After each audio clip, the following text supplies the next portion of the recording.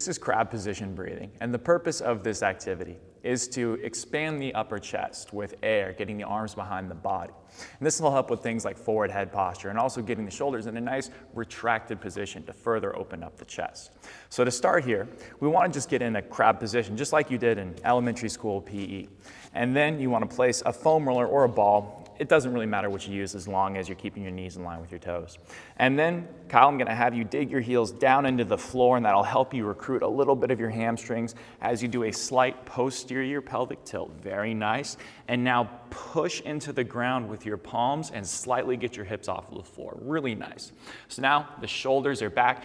It's not like you're actively pulling back as hard as you can. It's just because of the position of your arms and pushing into the ground, you should feel those shoulders come back, and that's good. And that's gonna open up this chest here. Now, feeling those hamstrings engaged with a slight posterior pelvic tilt, just breathe in that position. Exhale through your mouth. Very nice. These side abs are gonna come on. Hold that tension in your side abs as you inhale through your nose, and you'll feel all this expand right here. Notice how he's keeping his head in a nice neutral position. It's not jetting forward or falling back. And also, he's actively keeping that tension through the floor the entire time. The most common mistakes we see on this activity are letting the shoulders round too far forward. This is usually what happens when people start to get a little bit tired in this position. So if this is you, just take a breather, relax for a second, drop your hips to the floor, shake it out, and then get back up there to finish the set.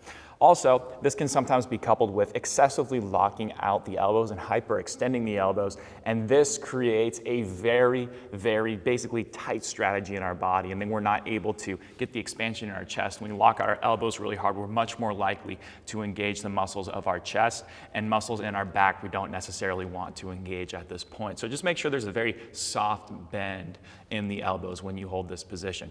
Finally, what we see is the hips are drifting too far away from the knees and also the feet. We want to have the intention to pull the floor to us and pull the floor to our butt a little bit, which will allow us to engage those hamstrings further. So notice how he's at a nice 90-degree angle at the knee, and his hip is bent just past about 90 degrees as well.